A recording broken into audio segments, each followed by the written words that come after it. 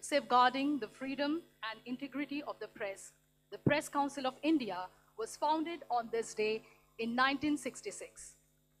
We are here to commemorate this significant milestone every year. The Press Council of India is honored to have with us today Shri Ashwini Vaishnoji, Honorable Minister of Information and Broadcasting, Railways, Electronics and Information Technology, Dr. L. Murugan, Honorable Minister of State for Information and Broadcasting and Parliamentary Affairs, Srimati Justice Ranjana Prakash Desai, Honorable Chairperson, Press Council of India, Shri Vijay Joshi, Chief Executive Officer, Press Trust of India, Shri Sanjay Jajuji, Secretary, Ministry of Information and Broadcasting, and Srimati Shubha Gupta, Secretary, Press Council of India, members of the Press Council of India, dignitaries, distinguished guests, journalists, and participants. The Press Council of India welcomes you on the occasion of the National Press Day. This year, the National Press Day is being celebrated on the theme, Safeguarding Press Credibility Amidst Rising Misinformation. To mark the inauguration of the National Press Day, may I now invite Shri Ashwini Vaishnoji, Honorable Union Minister, to please come forward for the lamp lighting ceremony. I request all the dignitaries on the dais to please join him.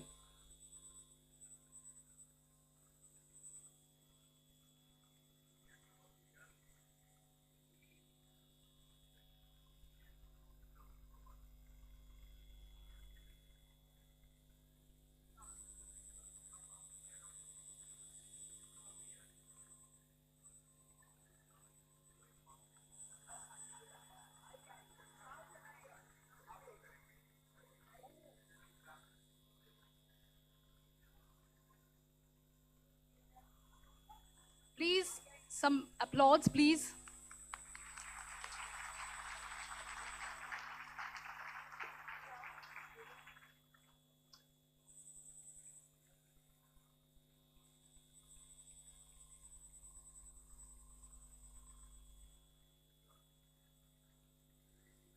दीप ज्योति पर ब्रह्मा दीप ज्योतिर जनर्दनः दीप हरतु मे पापम दीप ज्योतिर नमस्तुते.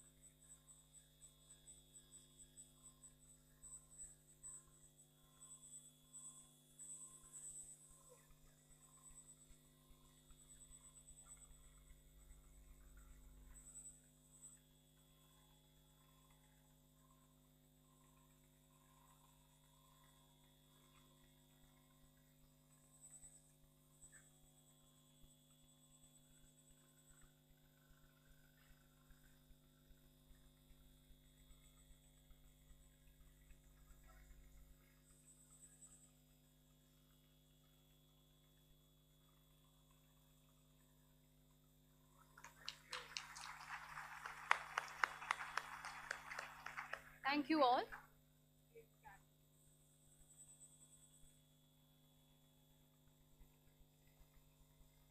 In keeping with the Honorable Prime Minister Shri Narendra Modi ji's vision of promoting India's rich tribal and traditional art heritage, the Press Council of India would like to welcome the esteemed guest with Madhubani, Gond and Pattachitra paintings that embody India's cultural diversity and artistic excellence. May I now request Srimati Justice Ranjana Prakash Desai, Honorable Chairperson, Press Council of India, to kindly welcome Shri Ashwini Vaishnavji, Honorable Union Minister, with a plant and a Madhubani painting. This art originates from the Mithila region of Bihar.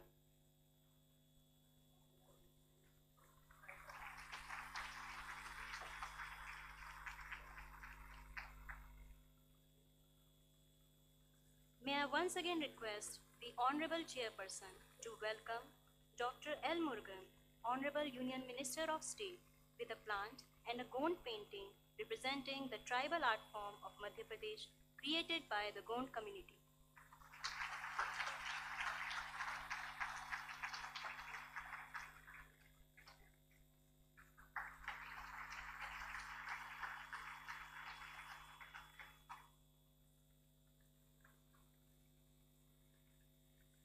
May I further request the Honorable Chairperson to welcome Shri Vijay Joshi, Chief Executive Officer, Press Trust of India, with a plant and a Pattachitra painting, a traditional cloth-based scroll painting from the eastern states of Odisha and West Bengal.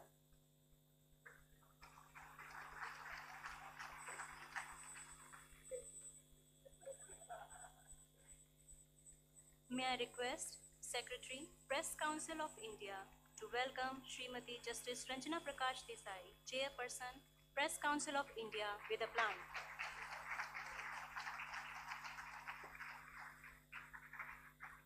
May I again request Secretary, Press Council of India, to welcome Shri Sanjay Jaju, Secretary, Ministry of Information and Broadcasting, with a plant.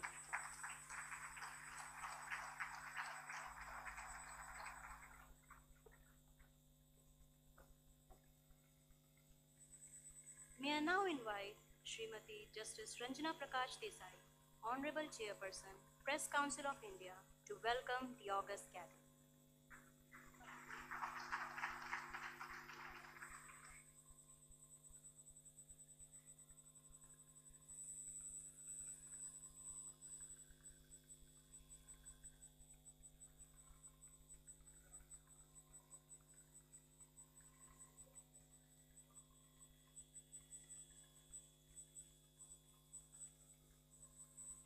Muruganji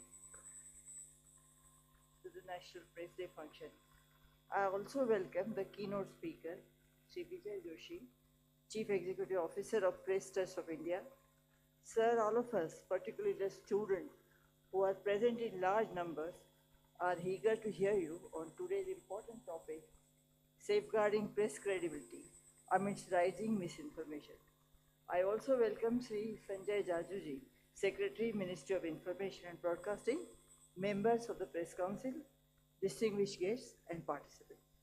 Every year, 16th of November is celebrated as a National Press Day. On this day, the Press Council of India started its functioning as the moral watchdog of the press.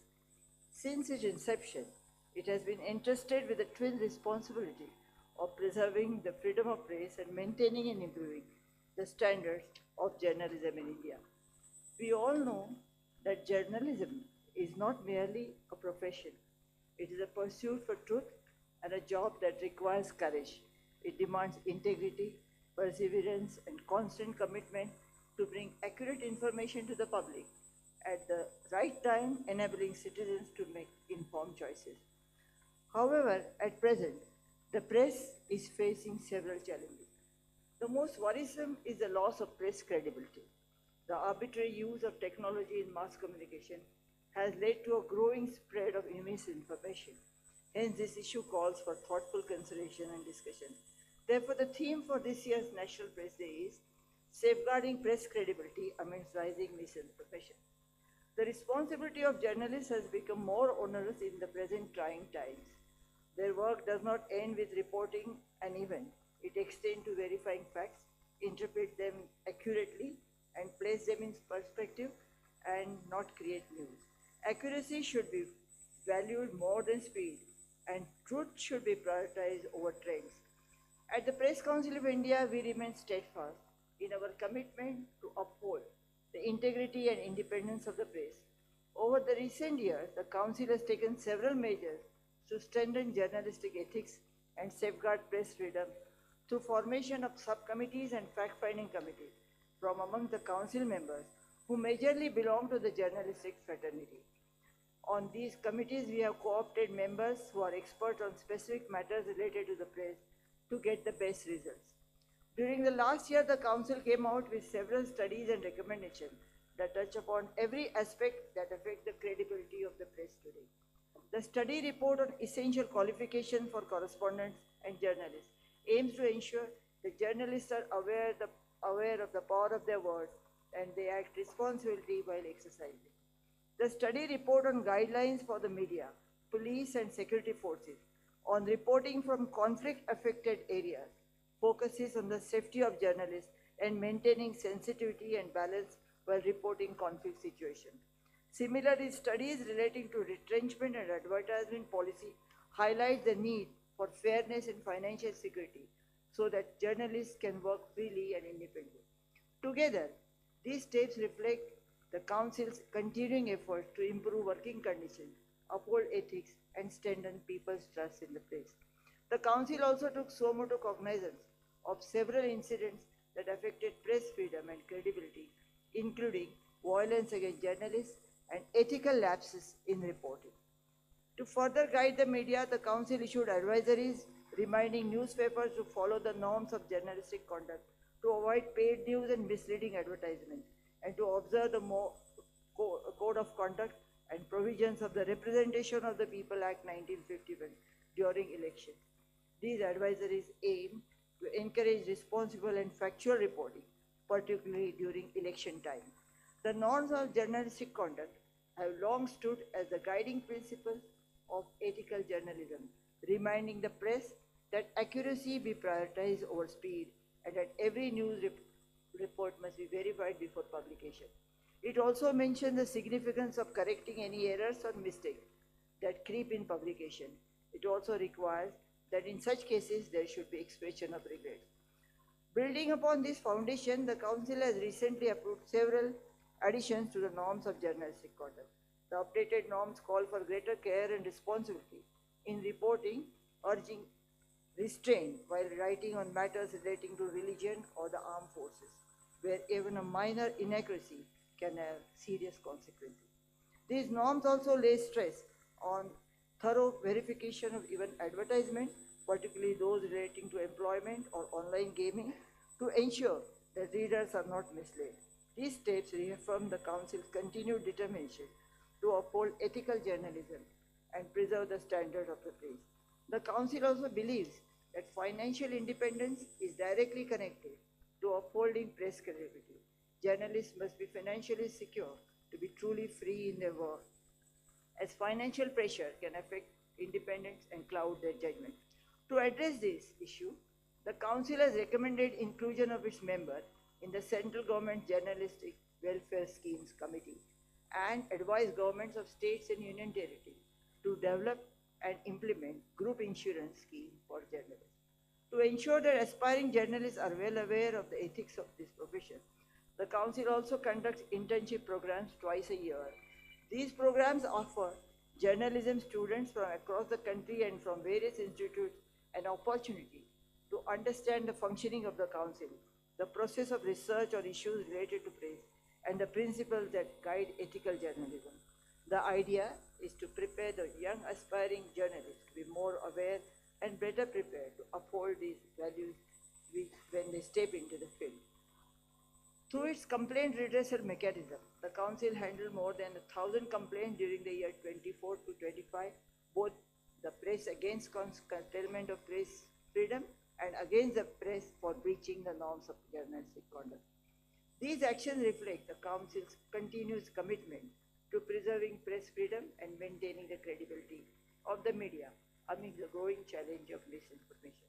As we move through a time of rapid technological change, with artificial intelligence increasingly playing a role in the field of journalism, we must remain alert and thoughtful. Technology should help us find the truth, not twist or overthrow it. However advanced these tools may become, they can never replace the human mind, the judgment, conscience, and sense of responsibility that guide every journalist to prevent the spread of misinformation. I am sure the distinguished keynote speaker, Ms. Sri Joshi, will enlighten us on this topic. I thank all of you for your participation in today's function. Thank you. Thank you, ma'am. May I now request Shri Vijay Joshi, Chief Executive Officer, Press Trust of India, to deliver the keynote address on the theme of the National Press Day, Safeguarding Press Credibility Amidst Rising Misinformation.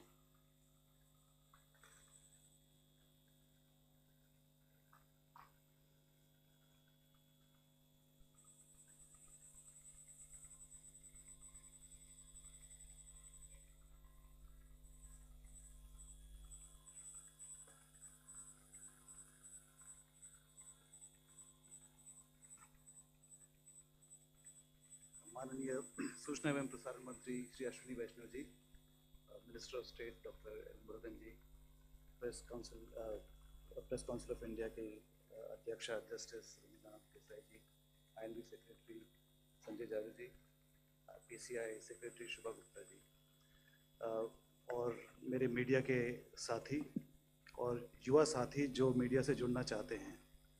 बहुत अच्छी बात है आप लोग जुड़ना चाहते हैं, because you are the future. मैं आप सबका बहुत आभारी हूँ कि जो कुछ भी मैं थोड़ा बहुत जानता हूँ मीडिया के बारे में उसको आपके साथ शेयर करने का आपने मुझे अवसर दिया। लेकिन सच्चाई तो ये है कि मैं इसका बिल्कुल आदी नहीं हूँ। मैं कभी स्टेज पे खड़ा होकर मैंने कभी इस तरह से अपना ज्ञान शेयर किया नहीं है। For most of my 40 years of my professional life, I've been a journalist. And I've been the CEO of PTI for the last 7 years or so. Being the CEO of PTI is a management role, it's a business role. I mean, somebody has to make money. Somebody has to be concerned about making money for PTI because PTI is the most credible news organization in India. It is also the oldest news agency in India. And its financial survival is actually very essential because it also means that the credibility of press in India is dependent on PTI's financial survival. So, but the point is that at heart, I'm a journalist. I've always been a journalist and I will always be a journalist. So I'm more used to sitting in the audience and listening to speeches. Some of these speeches must have been quite boring, I'm sure, and I was probably scratching my head wondering कि इसका lead क्या होगा, इसका intro क्या होगा, इसका headline क्या होगा। लेकिन I will try and not bore you with a speech. In fact, being a good journalist, I will quickly give you the headline so that you don't have to worry about what the headline is. लेकिन मैं headline दे दूंगा, इसका ये मतलब नहीं है कि आप उठ के चले जाए कि हेडलाइन तो आ गई, अब आगे क्या बैठना है यहाँ पर। तो the headline, I have written it down because I didn't want to make a mistake in telling you what the headline is. And it's very critical for the young people to understand what the headline is, which Justice Desai just now mentioned. The headline is that the press is facing the biggest crisis today. There's no doubt about it, that the press, I have never seen the press facing a bigger crisis in my career at least. So why do I say that? I say that because the credibility of the press, and the credibility of the press is the very foundation of a healthy democracy. That credibility is cracking. It is cracking under the relentless pressure of global infodemic.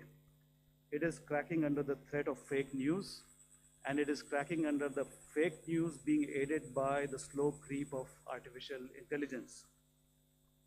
It is also cracking because sometimes we shoot ourselves in the foot. हम अपने पाँव पे कुल्हाड़ी खुद ही मार लेते हैं, media वाले जो हैं.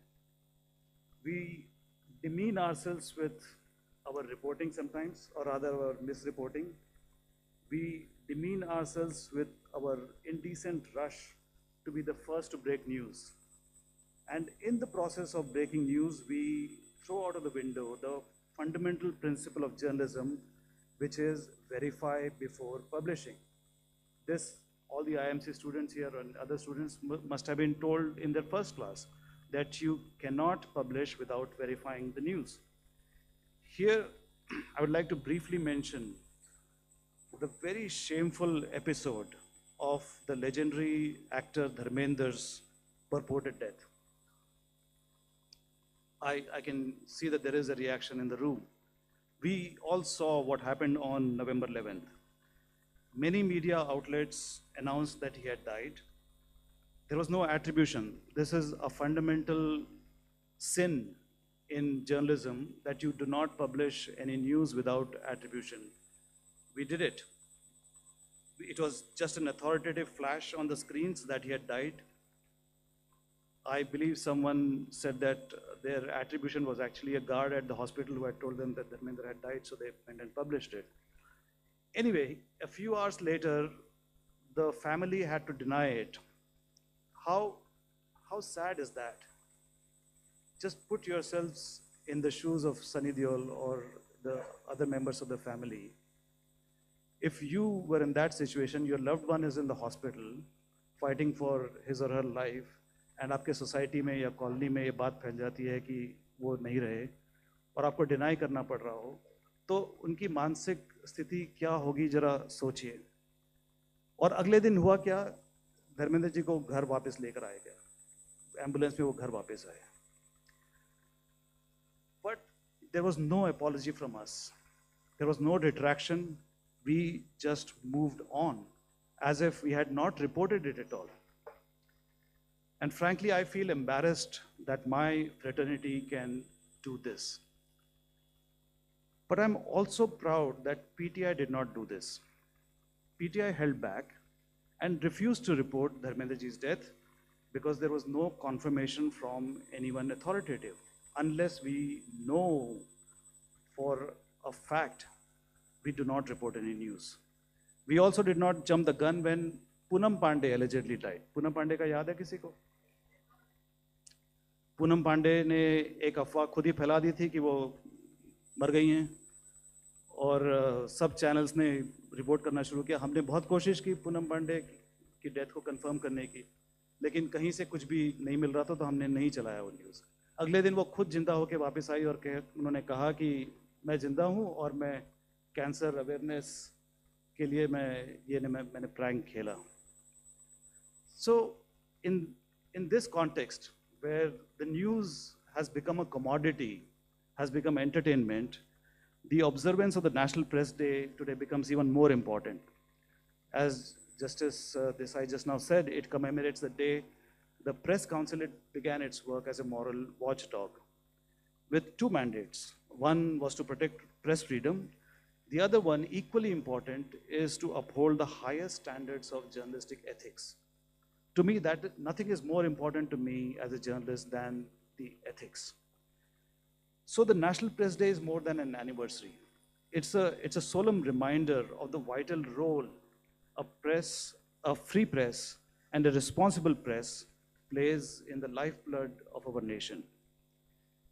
The theme chosen for this year, Safeguarding Press Credibility Amidst Rising Misinformation, is not merely a topic for academic debate.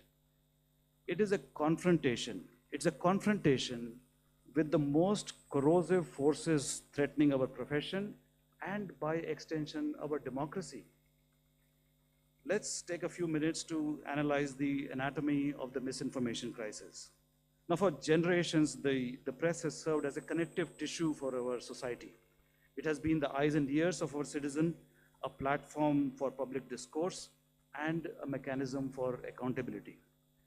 This sacred trust that has been painstakingly built over the years is very, very fragile.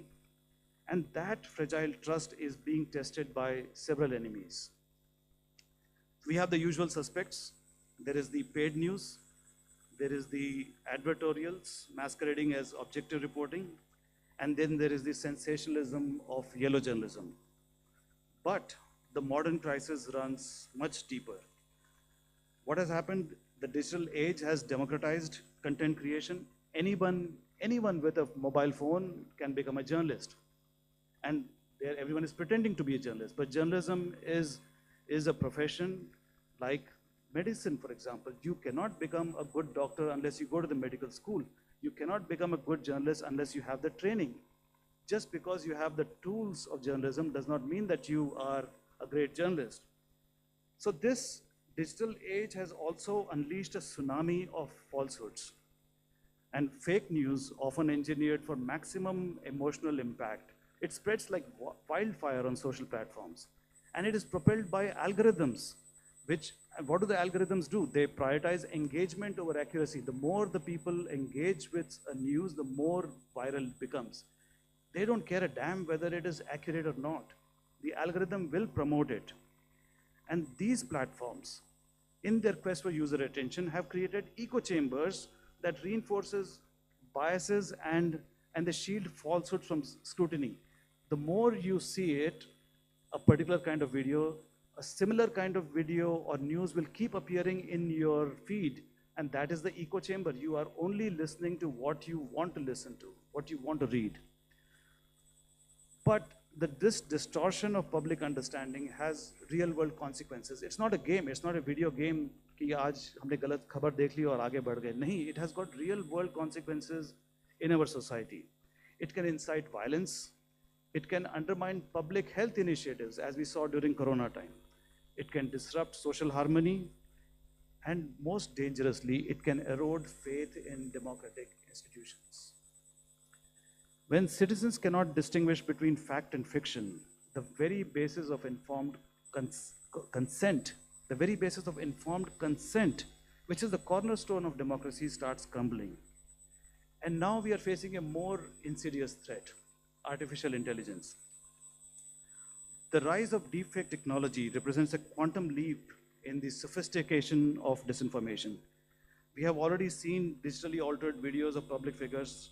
Their voices are cloned, their words are twisted to promote fraudulent schemes or to spread malicious propaganda. I'll give an example. Very recently, a deepfake video of Finance Minister Nirmala Sitharamanji was circulated to promote a fake investment scheme. It's actually a video of me interviewing Nirmala ji after the budget, after she had presented the budget. So the video is genuine, but a fake audio track has been overlaid on the video. And in that video, I appear to be asking her about a so-called investment scheme, and she supports it wholeheartedly. She even says कि मुझे बहुत फायदा हुआ है, मैंने 40,000 डाले थे, 4 लाख मिले or something like that. And then she tells everyone, आप इसमें करिए. Her voice is genuine, her inflection is genuine, the timbre of her voice, the way of her delivery is absolutely genuine.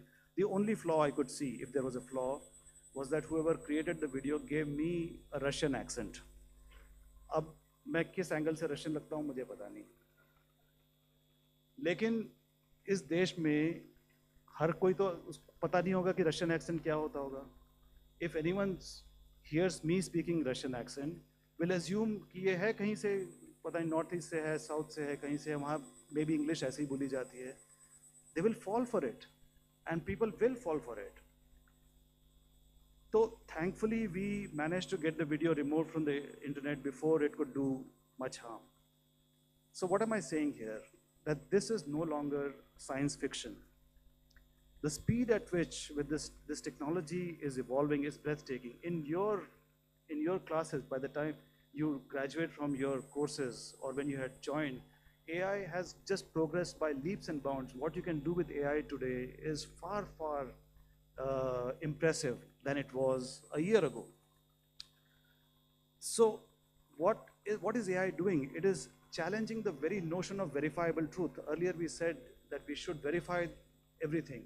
But even that verification is becoming difficult because AI is becoming so good. Now let's go back to these videos. Why do these videos, these fake videos and fake news, why are they so popular? Why do they gain currency? Because it is an age of instant gratification. People are constantly looking for something new. They want the bragging rights to be the first to share the breaking news with their friends and family. And we are all guilty of this. कुछ आता है WhatsApp में, हमें एकदम से पूरे अपने group में, कॉलेज ग्रुप होगा या फैमिली ग्रुप होगा या जो भी होगा, उनको दिखाना है कि देखो मैंने ये, I posted it first. And the media also seeks the same bragging rights of being the first. इसीलिए हमने धर्मेंद्र जी को, I really hope he lives to be 100. Now, the media has prioritized speed over substance because we want to be the first. We also chase clicks over credibility. And now we have created this turbulent sea of information and disinformation and misinformation. This has led to a very dangerous erosion of public trust in media. Now, restoring that trust is the most critical mission of every journalist and media organization in this room today and in the world today. It is the responsibility of every media organization, every journalist. How do we do this? I can speak only from PTI's perspective. At Press Trust of India, our answer has been to anchor ourselves firmly to 4 bedrock principles of our profession: truth, accuracy, fairness, and independence. For the last 75 years, PTI was founded 12 days after independence in 1947. PTI is owned by newspapers, so we don't own any allegiance to any one particular business house. A group of newspapers, 99 newspapers originally, came together and created this organization. They run PTI. There is no, so that even if, let us say, a particular newspaper has a particular political bent or inclination, it is countered by the other owners who have a different bent. So it is impossible for any newspaper owner to assert his or her political agenda on PTI, which is why PTI has remained so credible and neutral and unbiased all these years, for which I'm very, very grateful and I'm very proud. So PTI has functioned with this one unwavering philosophy, which is credibility is our currency. We are nothing without our credibility. We are not going to win great prizes. Nobody is going to give us the Ramnath Goenka Award for journalism, for investigative journalism. But our credibility is what is recognized by India today. This credibility is not just a passive commitment. It's an active daily practice in our newsrooms. Our journalists are trained to be skeptical, to question, to verify. And we adhere to a very stringent, multi-layered verification process. So we at PTI have consciously chosen to prioritize accuracy over immediacy. We would rather be second and right than first and wrong.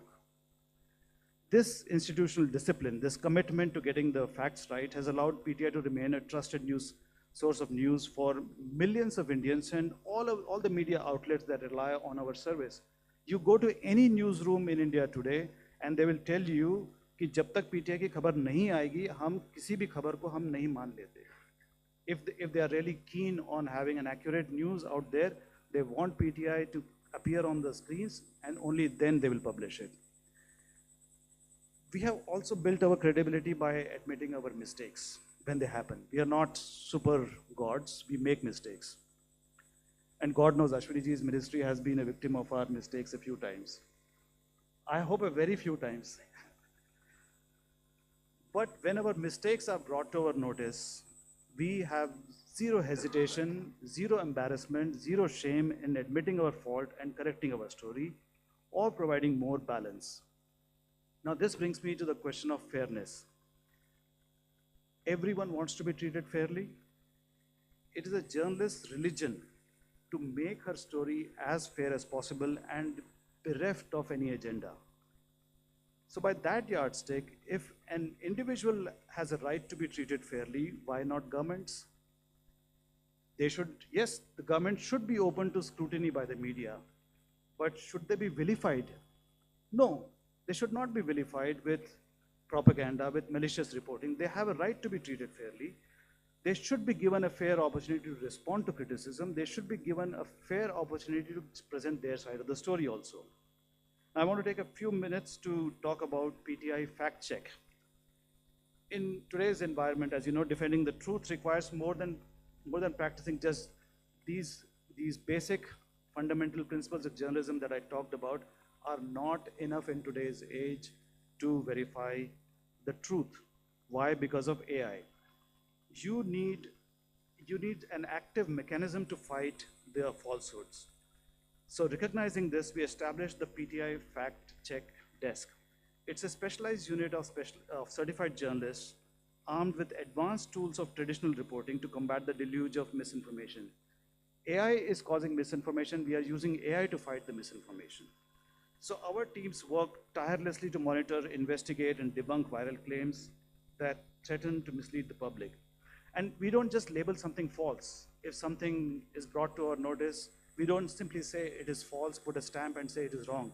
We show our work. We show why it is false. We detail our methodology, present the evidence, and explain how the disinformation was created. We go back to the source, the zero source which created the misinformation, show the trail how it was modified, and then show the public that this was wrong. So our fact-checking extends to countering misinformation related to government policies and initiatives, which are often the most targets of malicious campaigns.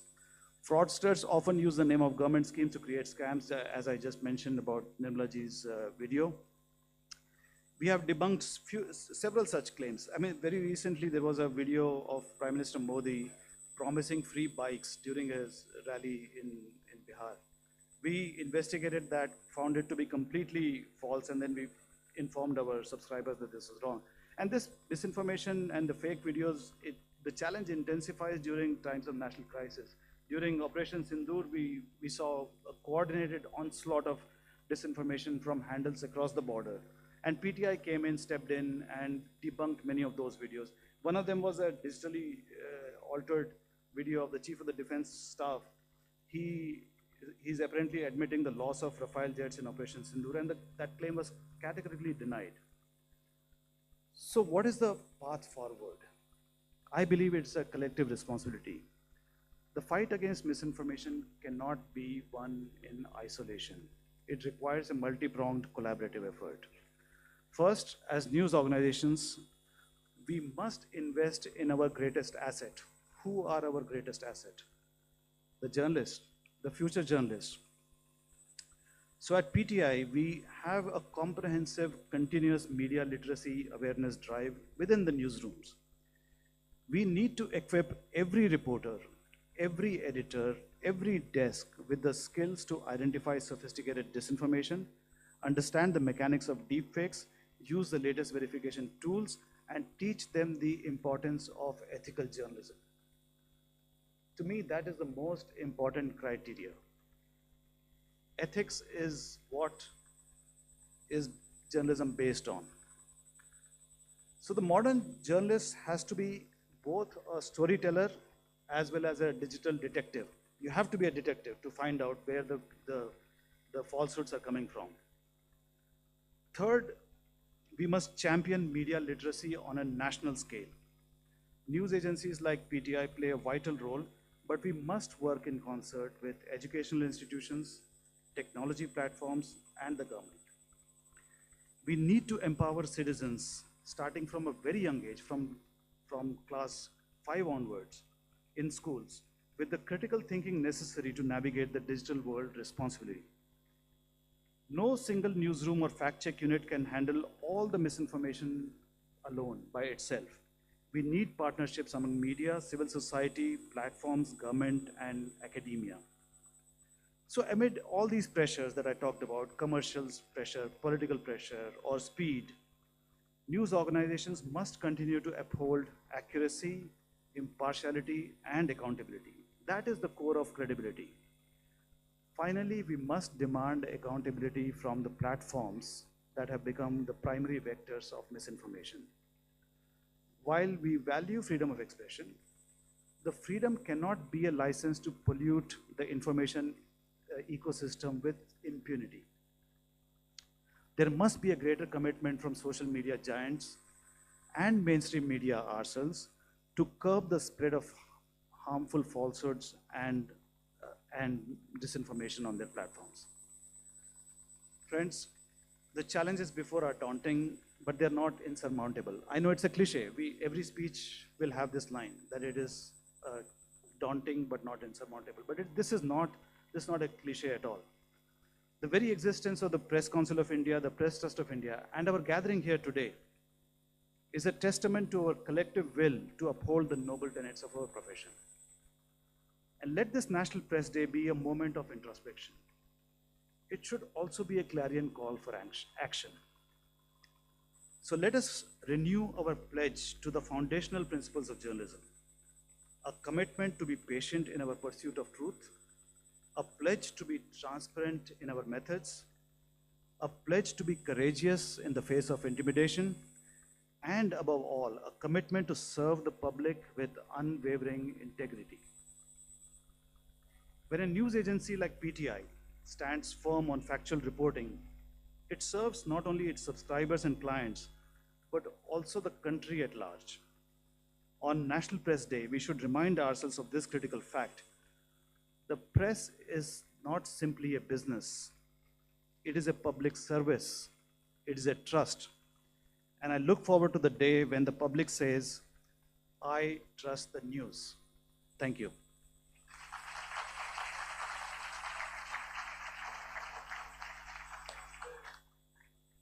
Thank you, sir. Thank you for sharing your insights on today's theme. May I now invite Srimati Shubha Gupta, Secretary, Press Council of India, to propose the vote of thanks.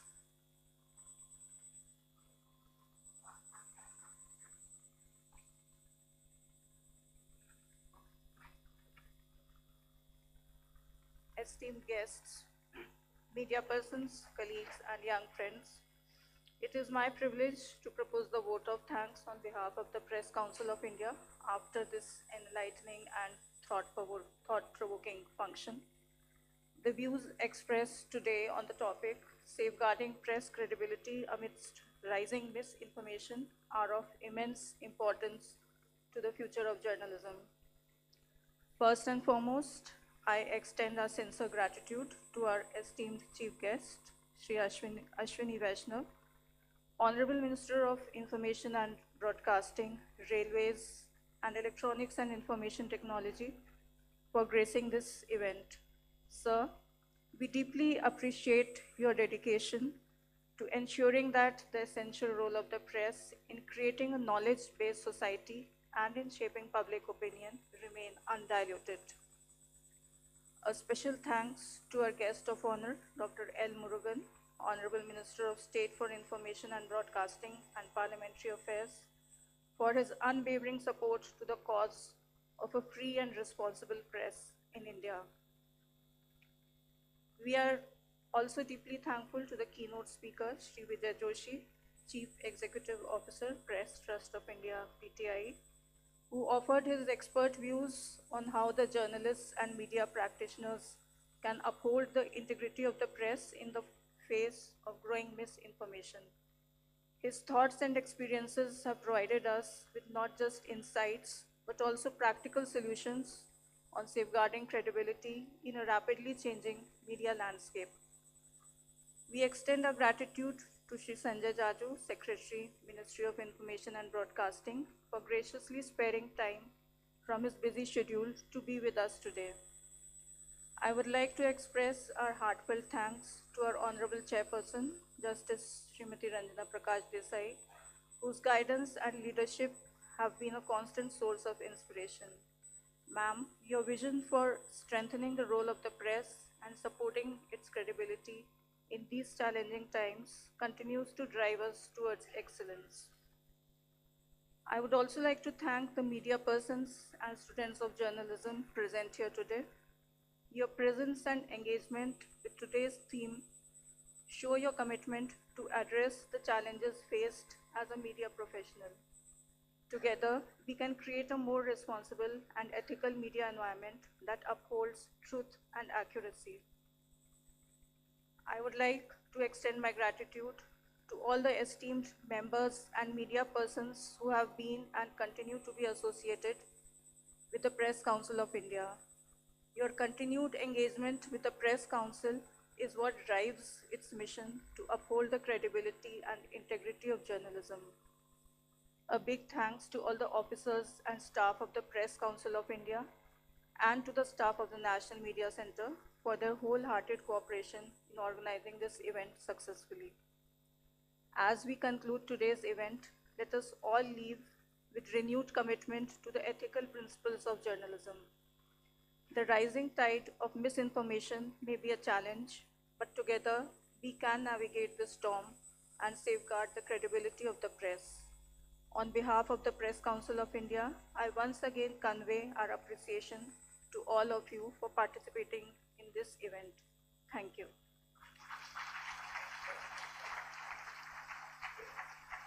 Thank you, everyone. We shall proceed for the lunch. We are deeply honored that Honorable Union Minister Shri Ashwini Vaishnoji and Honorable Union Minister of State Dr. L. Murugan will be joining us in the atrium on the ground floor for an informal interaction over the lunch.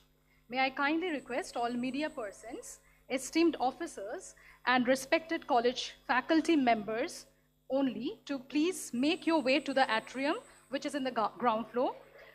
I would also like to request all the journalism students to proceed to the cafeteria on the 4th floor, where lunch has been arranged for you. Thank you so much. A very happy National Press Day to all.